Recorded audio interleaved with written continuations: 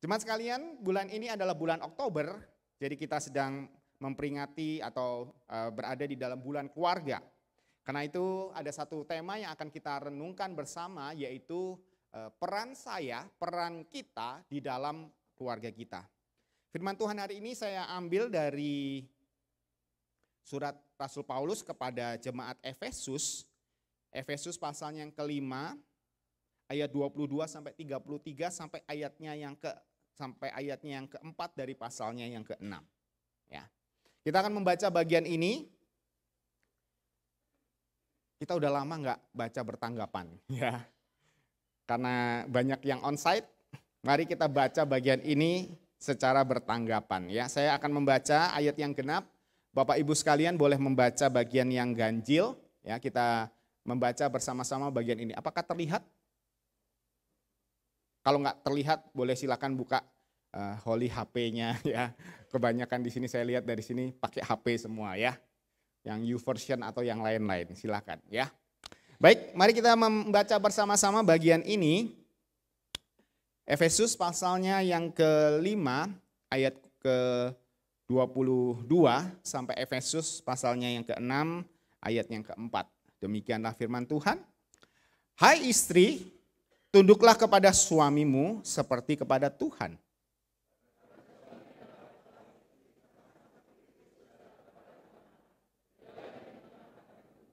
Karena itu sebagaimana jemaat tunduk kepada Kristus, demikian juga istri kepada suami dalam segala sesuatu.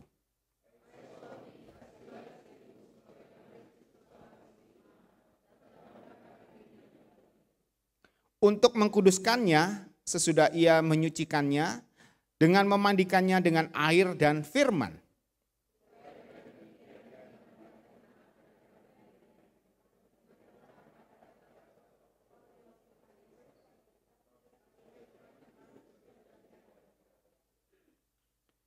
Ayat ke-28, demikian juga suami harus mengasihi istrinya sama seperti tubuhnya sendiri.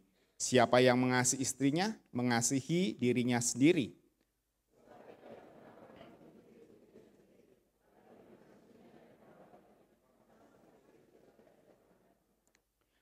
Karena kita adalah anggota tubuhnya.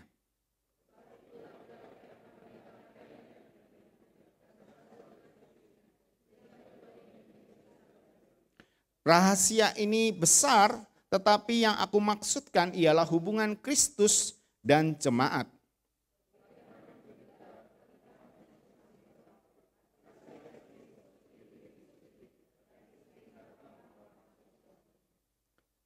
Pasalnya yang ke-6 ayat pertama sampai ayat ke-4. Saya akan baca ayat yang pertama, Bapak Ibu ayatnya yang kedua, demikian sampai ayat yang ke-4. Hai anak-anak, taatilah orang tuamu di dalam Tuhan, karena haruslah demikian.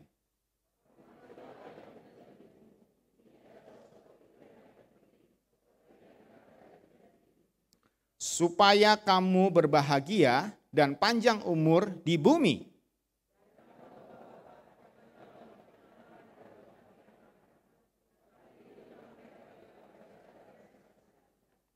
Ya, demikianlah firman Tuhan, berbahagialah setiap kita yang merenungkan akan firman-Nya, terlebih lagi yang melakukannya dalam kehidupan sehari-hari. Saya tidak tahu apakah Bapak Ibu sekalian mengikuti berita akhir-akhir ini, tetapi hari Jumat yang lalu saya mendengar berita tentang ini nih. Bentar. Oh, kok macet ya? Oh ya. Bapak Heru Budi Hartono, ya, ini adalah kepala kesekretariatan presiden. Ya, kepala sekretariat kepresidenan yang dipilih menjadi pejabat gubernur DKI. Oleh karena apa? Oleh karena pada tanggal 16 Oktober ini Gubernur Anies Baswedan akan selesai masa tugasnya. Oleh karena itu dipilihlah Heru Budi Hartono ini sebagai PJ atau pejabat daripada Gubernur DKI. Karena pemilihan gubernur akan dilaksanakan secara serentak di tahun 2024. Ya, jadi 2024 itu kita milihnya banyak. Ya. DPR D, semua itu ya, anggota wakil-wakil rakyat, gubernur juga, wali kota mungkin juga ya. Pokoknya serentak semua. Pada tahun 2024. Nah, ketika berita ini diturunkan ya, saya teringat 10 tahun yang lalu. Ada seorang seorang wali kota dari Solo dan seorang mantan bupati dari Belitung yang mencalonkan diri untuk menjadi gubernur DKI. Ya, ini fotonya. Ya, tagline-nya Jakarta Baru. Masih muda ya, Pak Jokowi dan Pak Ahok waktu itu. Mereka mengusung tagline Jakarta Baru. Kenapa demikian? Karena mereka menghadapi, seperti yang kita ketahui, Jakarta menghadapi permasalahan kemacetan yang luar biasa. Dan kemudian banjir ada di mana-mana dan kemudian juga kumuh, daerah kumuh di bantaran sungai. Waktu itu Pak Jokowi diwawancara oleh wartawan. Apa yang akan dia lakukan untuk mengatasi 3 masalah ini? Maka Jokowi mengatakan sebenarnya tata ruang, tata kota daripada DKI Jakarta itu sudah ada yang mengatur ya. Sudah lama direncanakan, sudah ada. Namun problemnya adalah tidak ada atau belum ada pemimpin yang berani untuk melaksanakan tata ruang itu. Jadi dalam wawancara itu Jokowi mengatakan, saya hanya mengeksekusi karena blueprintnya itu sudah ada. Sudah ada sejak zaman dahulu. Dan kita bisa melihat bagaimana ketika Jokowi dan kemudian dilanjutkan oleh Ahok. Perlahan-lahan blueprint kota Jakarta itu kemudian diwujudkan satu persatu. Dan kita bisa melihat bagaimana pada masa itu kondisi Jakarta begitu positif ya. Ketika itu saya sempat ke Jakarta, saya lihat wah lumayan ya, sungainya sudah nggak bau lagi, nggak ada sampah yang menumpuk. Namun demikian karena pergantian kepemimpinan, rupanya pekerjaan yang dilakukan oleh Presiden Jokowi sekarang ya, Pak Jokowi dan Ahok, blueprint itu tidak terwujud karena tidak dilanjutkan. Tidak semua bisa terwujud. Bapak Ibu sekalian, seperti halnya kota Jakarta, sebenarnya Tuhan sudah membuatkan blueprint bagi kita. Blueprint kita di dalam keluarga. Nah, bicara soal blueprint, itu adalah sebuah rancangan yang dituangkan di atas sebuah kertas yang warnanya biru. Definisinya itu panjang, silakan dibaca sendiri ya. Nah, kenapa kok harus di atas kertas biru? Karena di atas kertas biru itu artinya tidak ada bayangan yang terlihat. Kalau hitam di atas putih bisa ada warna abu-abunya. Sehingga ketika ada penyimpangan gitu ya. Ketika digambar bisa terjadi penyimpangan. Dan kalau ada penyimpangan artinya bisa menjadi kerusakan. Ukurannya harusnya berapa mili gitu ya. Oh, karena salah gambar jadinya lebih lebar begitu. Nah, seperti yang saya sampaikan tadi, sebenarnya Tuhan sudah membuatkan sebuah blueprint bagi kita, bagi keluarga kita. Dan Efesus pasal 5 sampai 22 sampai pasal 6 ayat 4 itu adalah blueprint Allah bagi keluarga kita. Dan dari blueprint itu kita bisa melihat bahwa setiap anggota keluarga Tuhan percaya untuk memiliki perannya masing-masing. Setiap anggota Tuhan berikan fungsi dan perannya masing-masing. Mari kita lihat bersama-sama. Peran apakah yang Tuhan berikan kepada setiap kita sebagai anggota keluarga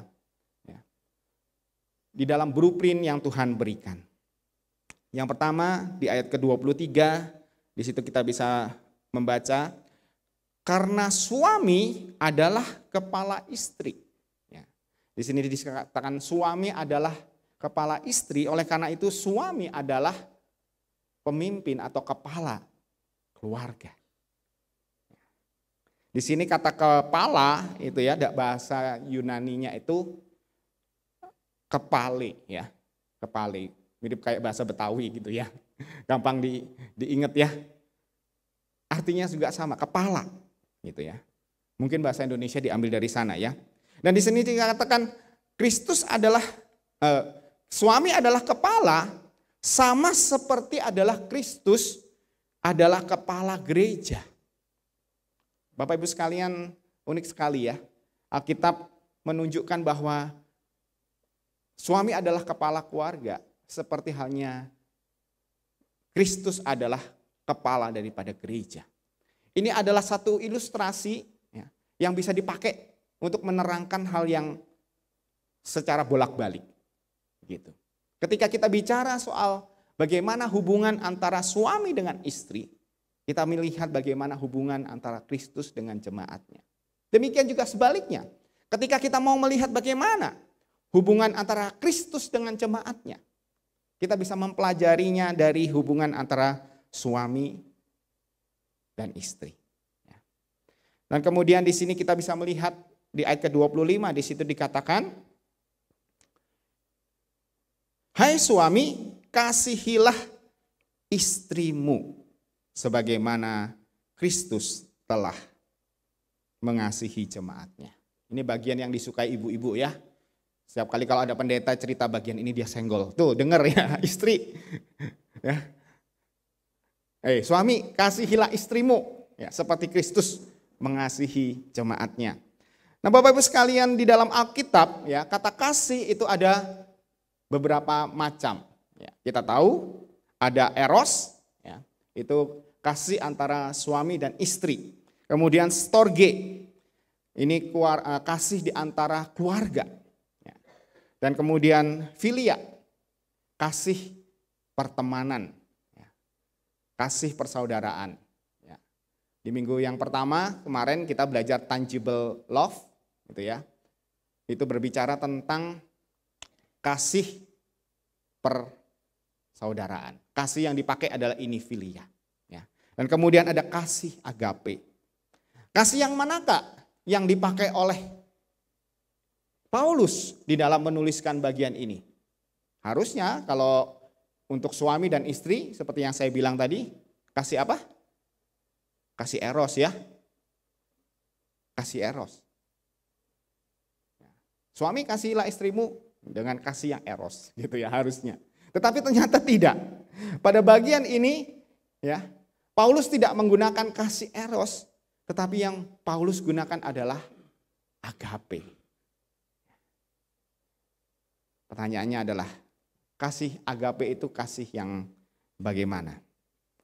Di ayat ke-25 di situ dikatakan, hai suami kasihilah istrimu sebagaimana Kristus telah mengasihi jemaatnya yang telah menyerahkan dirinya baginya. Maksudnya bagi jemaatnya. Inilah kasih yang agape. Kasih yang siap berkorban. Di dalam Yohanes pasal 15 ayat 13 mengatakan, tidak ada kasih yang lebih besar daripada kasih seseorang yang menyerahkan nyawanya kepada sahabat-sahabatnya. Inilah kasih yang agape. Kasih yang siap berkorban bagi orang yang dikasihinya. Celakanya Bapak Ibu sekalian, seringkali kebalik-balik ya. Waktu pacaran banyaknya kasih agape. Siap berkorban. Ya. Kalau begitu menikah, mulai ya perlahan-lahan berkorbannya berkurang. Ya.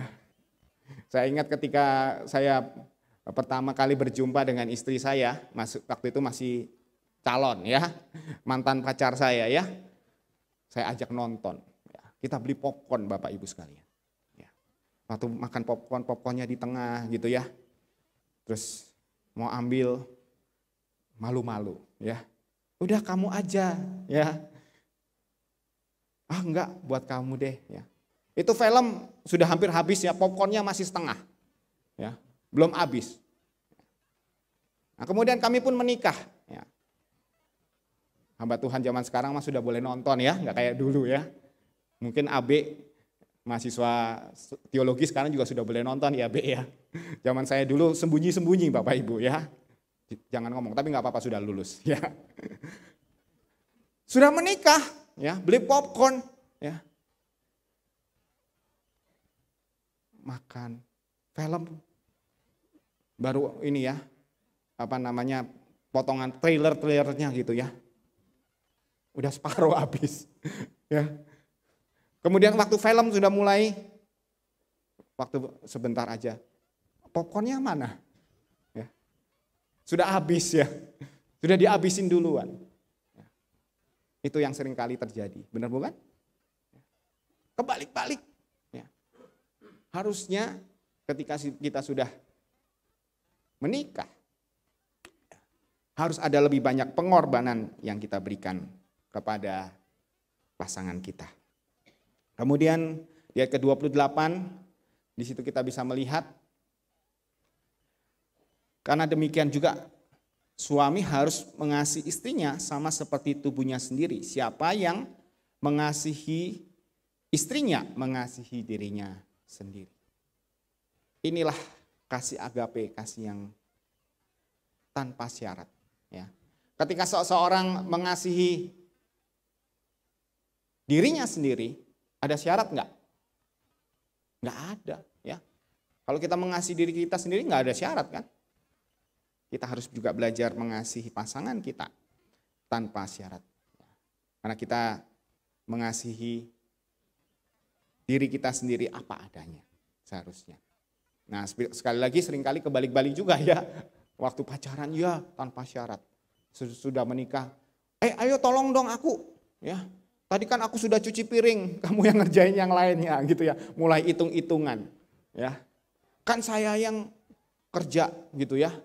Kamu beresin di rumah. Atau sebaliknya, istri juga sudah mulai kerja. Ayo, saya juga punya penghasilan. Kamu jangan cuma sekedar santai-santai di rumah begitu ya. Dan ini seringkali menyebabkan pertengkaran. Ada pepatah kuno mengatakan ya, sebelum menikah bukalah matamu selebar-lebarnya. Setelah menikah, tutup dua-duanya. Oh jangan ya, tetap ya harus dilihat. Tutup sebelah ya. Kalau ya udahlah cincai saja gitu ya. Buat yang belum menikah ya, buka matanya lebar-lebar. Ya. Soalnya nanti kalau sudah tutup sebelah mata sudah menyesal nggak bisa diulangin lagi. Ya, nggak bisa repeat order. Ya. Jadi kita belajar berkorban tanpa syarat. Kita belajar mengasihi tanpa syarat. Ini bukan berarti bahwa suami tidak bisa dikoreksi. Ya. Tetapi dia mau belajar berkorban bagi pasangannya. Suami adalah kepala keluarga.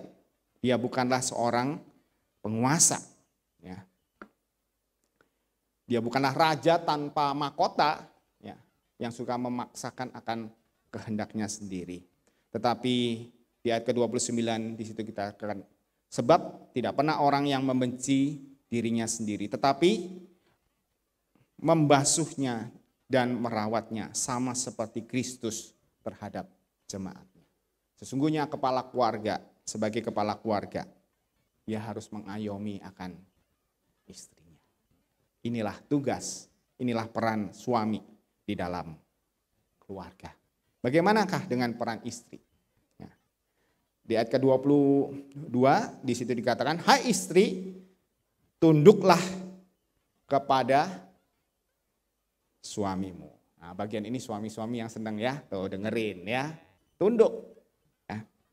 Nah rupanya kata tunduk ya di dalam bagian itu disebutkan adalah dalam bahasa Yunaninya hupatasso.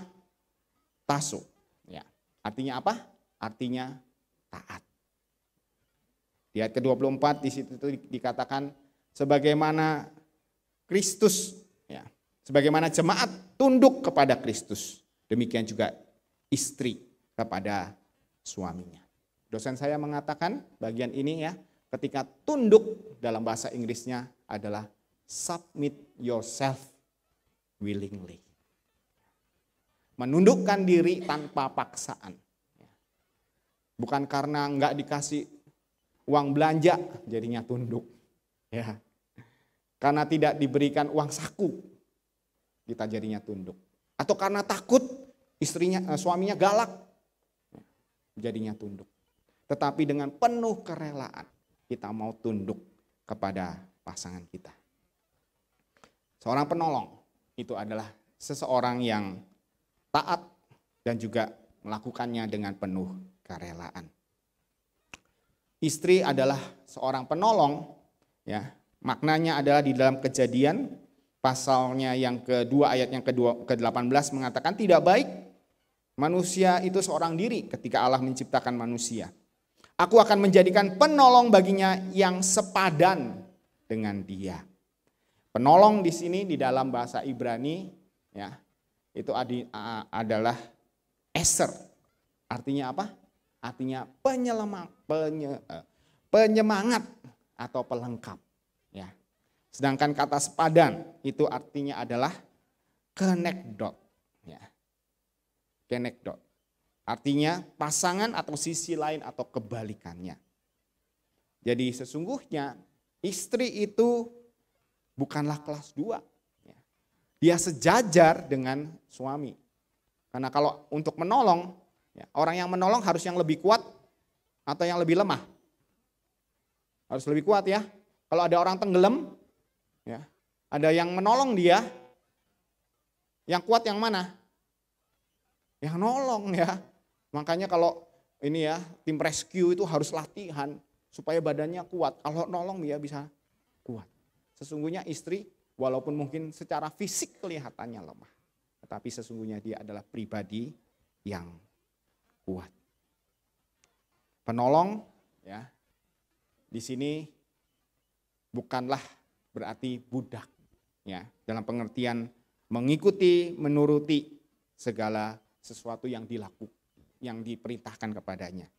Penolong artinya adalah seorang yang mendukung daripada pasangannya, mendukung akan suaminya. Dalam hal ini ya, istri saya sering membantu saya di dalam khotbah-khotbah saya. Ya. Saya yakin kalau jemaat ditanya gimana khotbahnya tadi, oh terima kasih, saya dapat berkat gitu ya, nggak berani mungkin kasih koreksi, kasih masukan. Tetapi istri saya adalah yang paling tahu bagaimana saya mempersiapkan khotbah, bagaimana saya menyampaikan khotbah itu, apakah khotbah itu bisa diterima oleh jemaat atau tidak. Karena itu kadang-kadang istri saya kalau mendengar saya ada pelayanan di mana, boleh ikut enggak? Saya mau dengar bagaimana kamu berkhotbah supaya saya bisa membantu kamu. Istri adalah seorang penolong yang mendukung akan suaminya karena dia adalah pasangan yang sepadan. Alkitab tidak mengatakan ya, istri adalah pasangan yang cocok. Ya. Karena cocok itu tidak akan kita temui seumur hidup. Benar bukan? Cocok itu adalah sebuah proses. Kalau kita mencari orang yang cocok, seumur hidup kita nggak akan pernah ketemu dengan orang yang cocok. Tetapi yang sepadan artinya melengkapi satu dengan yang lainnya. Dan selanjutnya bagian ini di pasal yang ke-6 kita bisa melihat peran daripada seorang anak. Di sini anak adalah sebagai pewaris. Di ayat pertama dikatakan, hai anak-anak, taatilah orang tuamu di dalam Tuhan, karena haruslah demikian. Bapak Ibu sekalian, di sini dikatakan haruslah demikian. Oleh karena apa? Oleh karena ketaatan adalah sebuah kewajiban yang wajar bagi seorang anak. Secara alami, ya, hukum di dunia ini, ya, maksudnya hati nurani, prinsip-prinsip moral itu mengajarkan ketaatan. Nggak ada ya yang mengajarkan pemberontakan. Secara hukum juga demikian.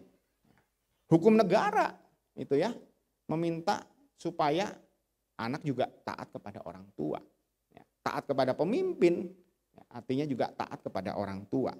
Ya. Filosofis baik filosofi Tiongkok ya, Konghucu, Konfusius itu juga mengajarkan taatlah kepada orang tua. Ya. Apalagi secara Kristiani. Sesungguhnya orang tua adalah otoritas Tuhan kepada anak-anak mereka. Yang menarik di ayat pertama dan ayat kedua ini kita bisa melihat ya. Ada kata di dalam Tuhan. Di dalam bagian taatilah orang tuamu. Tetapi ketika kita membaca di ayat kedua, hormatilah ayah dan ibumu. Ada syaratnya enggak Bapak Ibu? Enggak ada. Taat kepada orang tua itu ada syaratnya. Yaitu apa? Di dalam Tuhan. Namun hormat itu tidak ada syaratnya. Kita harus selalu hormat kepada orang tua kita. Ya. Taat ada batasnya yaitu kebenaran firman Tuhan. Tetapi ya, hormat itu tidak ada batasnya untuk selama-lamanya. Namun taat dan hormat itu bukanlah hal yang mudah. Ya. Apalagi zaman semakin modern, ya, anak-anak mungkin pendidikannya lebih tinggi, ya, anak itu pendidikannya lebih cepat daripada orang tuanya. Kadang anak juga penghasilannya bisa lebih besar dari orang tuanya. Ya. Di keluarga saya, ya, kami sehari-hari karena istri saya orang Filipina ya, kami lebih banyak ngomong pakai bahasa Inggris. Nah anak saya sering bilang, papa mah Inggrisnya jelek gitu ya, salah melulu. Kalau mau tanya bahasa Inggris sama mama aja deh, ya udah jangan ikutin saya bilang. Ya, anak sekarang sudah bisa ngomong begitu. Ya, kita dulu mana berani. Tapi kami belajar mengajari mereka tetap hormat. Ya, walaupun mungkin papa Inggrisnya nggak lebih baik daripada kalian. Ya, belajar untuk menghormati. Karena apa? Karena sesungguhnya Kristus pun ya, sebagai anak Allah dia belajar untuk taat dari apa ya, dari apa yang telah dideritanya.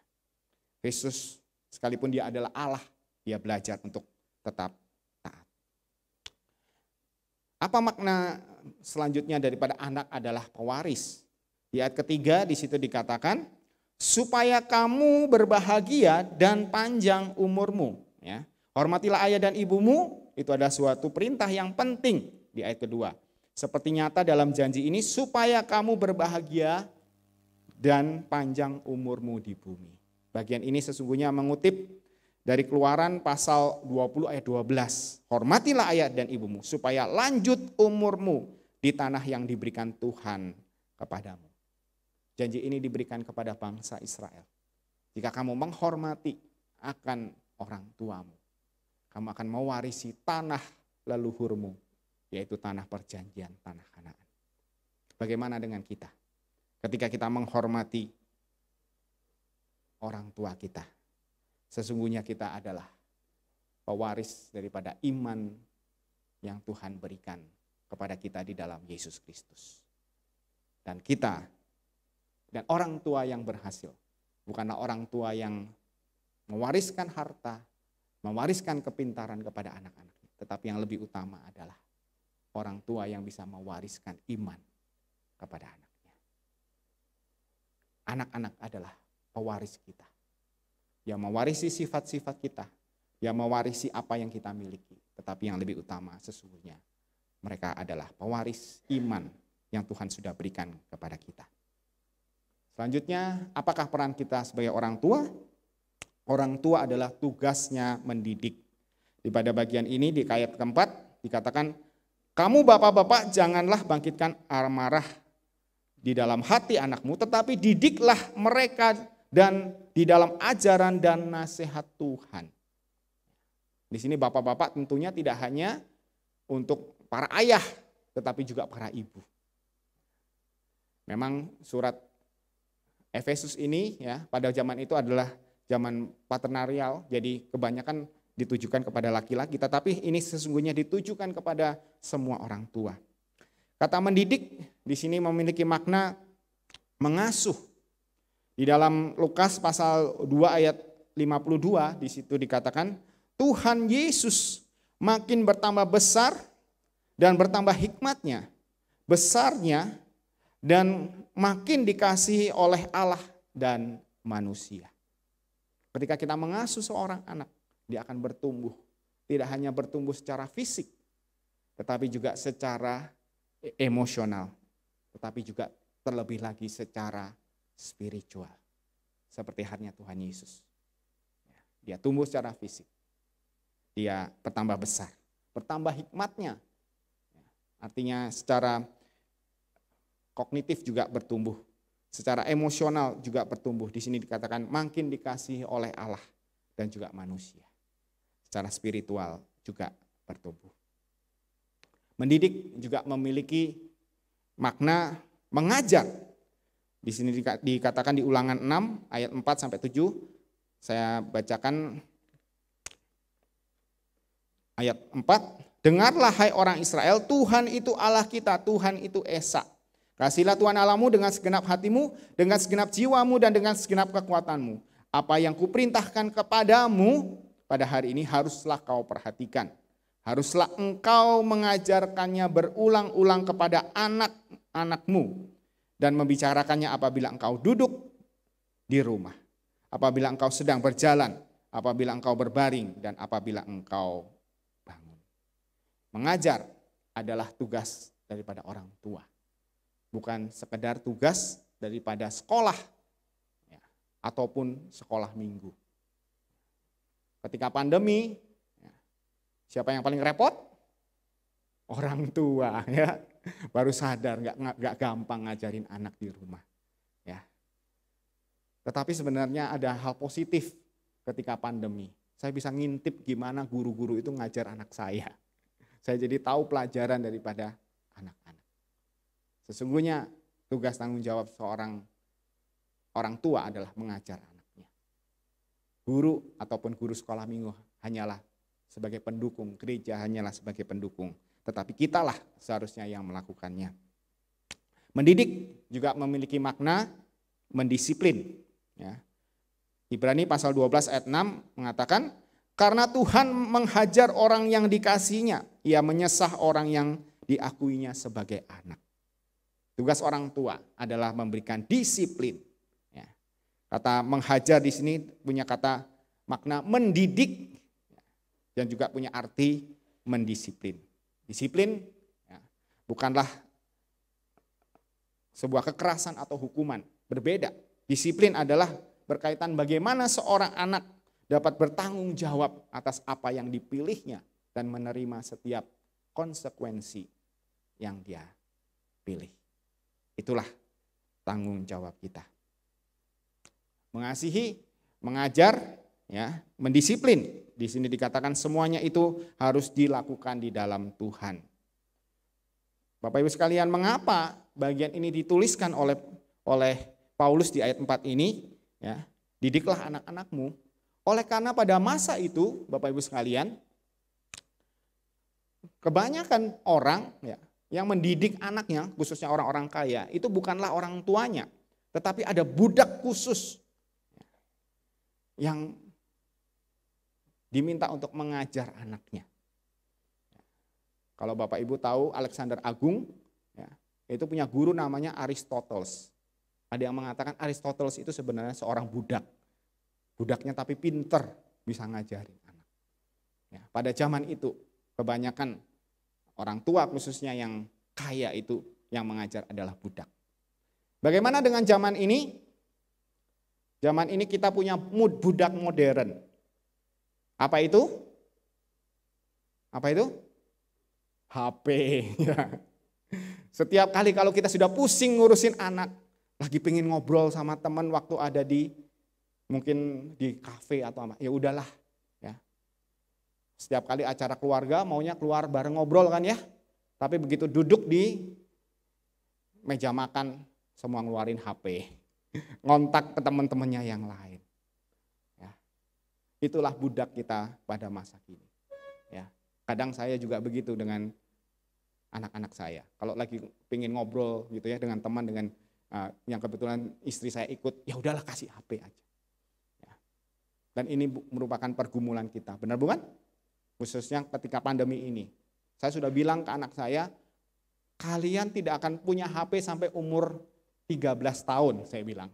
Karena katanya ya Bill Gates pun ya itu enggak kasih anaknya sampai umur 13 tahun punya HP, punya gadget. Ya. Sampai-sampai anak saya kadang ngomong ya, itu koko itu boleh ya. Cici ini sudah dapat. Iya, kalau kamu mau dapat HP seumur gitu, kamu jadi anaknya dia aja gitu ya. Anaknya om tante itu. Ya, setiap rumah punya aturannya sendiri. Tetapi gara-gara pandemi semuanya berubah. Firman Tuhan hari ini mengajarkan, mengingat kita. Sesungguhnya tugas mengajar, mendisiplin itu adalah bagian yang harus kita lakukan. Bagian selanjutnya adalah dikatakan janganlah membangkitkan amarah anak-anakmu. Ini maknanya adalah kita menghargai akan anak kita. Pada masa itu anak itu seperti properti bagi orang tuanya. Orang tua boleh melakukan apapun bagi anaknya. Kita belajar bagaimana kita bisa menghargai anak kita. Ya. Menghargai anak itu juga memperlakukan mereka sebagai satu pribadi yang patut dihormati. Ya. Sekalipun mungkin mereka adalah anak kita, walaupun mereka masih kecil. Dan kita menjadi kebanggaan bagi anak-anak kita. Di dalam Amsal pasal 13 ayat 24 dikatakan, siapa yang tidak menggunakan tongkat benci kepada anaknya, tetapi siapa yang mengasihi anaknya menghajar dia pada waktunya. Inilah tugas kita sebagai orang tua, menjaga keseimbangan antara kasih dan disiplin, sehingga anak kita bisa mandiri. Bukankah itu tujuan kita menjadi orang tua, mendidik anak-anak? Anak kita bisa mandiri ya, satu waktu. Mereka menjadi pribadi-pribadi yang bisa melakukan tugas mereka. Menjadi orang tua bagi orang lain. Inilah blueprint yang Tuhan berikan kepada kita. Suami adalah kepala keluarga, istri adalah penolong, anak-anak adalah pewaris, orang tua. Tugasnya mendidik. Dan Bapak Ibu sekalian, suami sebagai kepala keluarga, dia harus mengasihi istrinya. Dan sebagai seorang istri, sebagai penolong, dia harus tunduk kepada suaminya. Ya. Karena apa? Bukan ini karena ini derajatnya berbeda. Ya. Tetapi kita punya peran yang berbeda. Kita setara tetapi berbeda. Oleh karena Tuhan menciptakan laki-laki dan perempuan itu berbeda. Laki-laki itu lebih sistematis. Jadi harus satu-satu fokus kepada tugas-tugas yang utama. Sementara perempuan itu acak. Ya. Dia bisa melakukan satu hal bersama-sama. Ngasuh anak sambil masak. Ya. Kalau anaknya di atas ayunan gitu pakai kaki gitu ya. Sambil masak. Saya ingat waktu saya di Saat, ada sekretaris daripada rektor kami itu luar biasa. Sambil terima telepon, ya, dia ngetik, bayangin. Ya. Ngetiknya bukan yang dia omongin di telepon, ngetik yang lain. Dan itu perempuan, bukan laki-laki. Kalau laki-laki ya lagi ngetik sambil nelpon, nanti jangan-jangan yang diomongin di telepon itu yang diketik tadi itu ya. Memang fungsi perannya berbeda karena memang Tuhan menciptakan kita berbeda. Tetapi di hadapan Tuhan kita adalah sama. Dan antara suami dan istri, ya, mengasihi istri itu hubungannya menjadi timbal balik. Karena apa? Kita akan tunduk kepada suami kita. Benar bukan? Ya, ibu-ibu kalau dikasih sama suaminya nunduk enggak? Taat enggak? Harusnya taat ya. Demikian juga dengan sebaliknya. Ya. Kalau istri-istri taat kepada suaminya. Suami mana yang nggak mau mengasihi? Ya, hanya suami yang ada problem aja ya, yang bermasalah saja yang tidak melakukannya. Dan dengan demikian, ketika kita bisa saling mengasihi, kita saling tunduk memberikan peran kita masing-masing, kita akan menjadi pasangan yang takut akan Tuhan. Kita menjadi orang tua yang dapat mendidik anak kita. Dan ketika kita mendidik anak kita, kita menghasilkan keturunan yang takut akan Tuhan. Keturunan yang mewariskan iman yang Tuhan titipkan kepada setiap kita. Mulai tahun ajaran ini, anak saya sudah mulai sekolah onsite. Ya, salah satunya Nathan, ini yang paling besar ya. Ini yang paling sulung. Nah, karena kurikulum yang baru, ya, mereka ini harus bikin project. Ya, mulai semester ini ya ada 2 project katanya. Dan salah satu project yang dilakukan pada semester ini adalah membuat drama. Dan itu kalau namanya drama nggak bisa dilakukan sendiri, benar bukan? Ya, maka berkelompoklah mereka mengerjakan tugas drama. Ya, dan inilah bedanya zaman dulu dengan zaman sekarang. Kalau dulu kita latihan drama, pulang sekolah, ya ngumpul, jangan pulang dulu, latihan dulu. Anak sekarang beda. Gimana caranya? Yuk kita nge-zoom. Jadi anak saya itu bikin zoom dengan teman-temannya dan latihan di situ ya. Kadang saya nggak tahu dia lagi ngomong apa, ketawa-ketawa dengan temannya. Nah, ketika latihan itu, ya anak saya bilang ke saya, "Pah, ini ada satu teman nih nggak pernah ikut latihan, ya. Kalau diajak latihan katanya lagi ngeles, lagi pergi kemana. Ini jadi beban," kata dia ya. Parah gitu ya. Ini bahasa anak sekarang ya. Parah kata dia. Aduh, gimana dong? Ya gitulah, susah kita jadinya main dramanya. Kenapa? Teman yang satu ini ya, nggak menjalankan tugasnya, nggak menjalankan fungsinya sebagai pemeran daripada drama itu. Ya. Dari ini ya saya belajar jika salah satu pemeran tidak berfungsi dengan baik, ya, pastinya itu akan mengganggu yang lainnya. Demikian juga halnya ketika kita tidak menjalankan peran kita di dalam keluarga, maka akan ada kesulitan, ada hal-hal yang harus kita hadapi, ada pergumulan yang kita hadapi. Jadi Bapak Ibu sekalian, bagaimanakah dengan peran kita?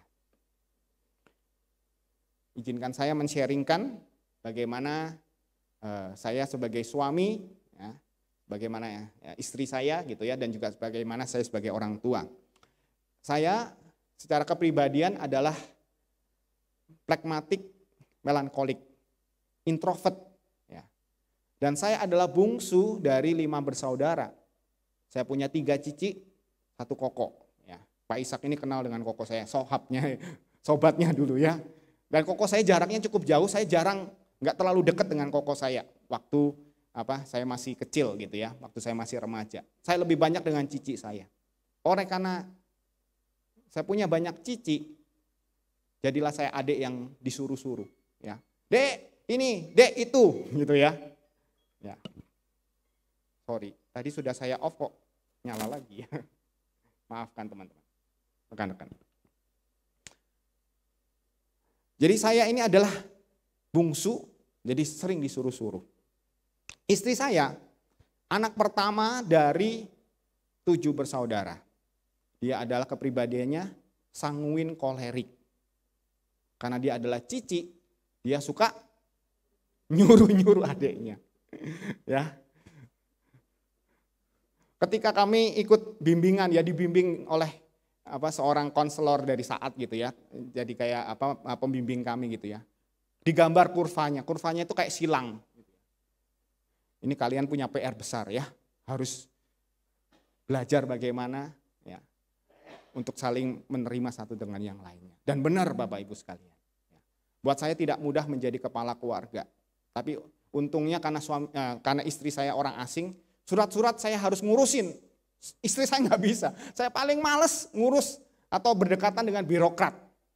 Capek. Ya, tetapi mau nggak mau saya harus melakukannya. Demikian juga dengan istri saya, tidak mudah bagi dia. Biasa tukang suruh-suruh, sekarang disuruhin. Ya. Ada kalanya kalau dia lagi kumpul sama adik-adiknya kumat tuh ya. Yang dulu-dulu suka suruh-suruh. Kami belajar. Dan tidak mudah, itu proses yang kami jalani. Kadang kami gagal, ya, harus belajar mengampuni satu dengan yang lainnya. Demikian juga ketika saya menjadi orang tua, ya, saya sudah ikut banyak pelatihan, ya, saya sudah ngikutin ini dan itu, ya, bersyukur di zaman ini ya, memang jadi orang tua kan gak ada sekolahnya ya, yang ada cuma bisa ikut kursus-kursus gitu ya. Tetapi celakanya setiap kejadian kursusnya lupa. Kebanyakan kita itu mendidik anak kita atau memperlakukan anak kita seperti bagaimana orang tua kita mendidik kita. Benar bukan? Ya. Seringkali kita ngomong, nanti kalau aku jadi orang tua saya nggak mau begini, nggak mau begitu. Tetapi seringkali itu yang secara di alam bawah sadar itu terjadi. Tetapi kami belajar. Ya. Saling mengoreksi satu dengan yang lainnya. Saya mengingatkan istri saya mengingatkan saya. Tadi sebelum berangkat istri saya ingatkan saya, jangan terlalu banyak lihat HP. Ya, padahal dulu saya selalu alasan, soalnya jemaat selalu hubungin banyak yang meninggal, saya bilang begitu ya. Itu anakmu ya, sering lihat HP, kenapa ngelihat bapaknya sering megang HP. Saya diingatkan oleh istri saya. Dan Bapak Ibu sekalian, anak-anak zaman sekarang pun mereka menghadapi zaman yang tidak mudah. Penuh dengan tantangan. Informasi bisa dapat dari mana saja dan kita tidak bisa memfilternya. Sulit kita memfilternya. Beberapa waktu yang lalu anak saya pulang dari sekolah dia bilang, "Pak, saya sebel sama teman saya." "Kenapa?" "Saya dibilang gay." "Hah? Kamu dibilang gay? Kenapa?" "Saya akrab dengan satu teman laki-laki karena kita sama-sama di kelas dari TK sampai sekarang." Ya. "Kamu ngerti apa artinya gay?" Nggak ngerti. Ya. Anak sekarang ya, dia bisa mengatakan sesuatu tapi tidak mengerti maksudnya. Ya. Menjadi orang tua kami pun belajar. Memang tidak mudah, tetapi kami mengusahakannya. Jemaat sekalian, hari ini kita akan menerima perjamuan kudus. Di dalam Efesus pasalnya yang ke-5 ayat ke-23 di situ dikatakan, Kristus adalah kepala jemaat dan dia menyelamatkan tubuhnya. Perjamuan kudus mengingatkan kepada kita, Kristus sesungguhnya sebagai kepala daripada gereja telah menyelamatkan gerejanya melalui pengorbanannya di atas kayu salib, menunjukkan kasih-Nya kepada kita. Kristus telah menunjukkan perannya kepada kita. Yang menjadi pertanyaan, bagaimanakah kita menjalankan peran kita? Hari ini ketika kita menerima perjamuan kudus, ingatlah Tuhan sudah mengasihi kita, mengorbankan dirinya bagi kita. Kita pun diingatkan. Sebagaimana Tuhan menempatkan kita dalam kehidupan kita sehari-hari dalam peran kita. Mari kita menjalankannya di dalam Tuhan.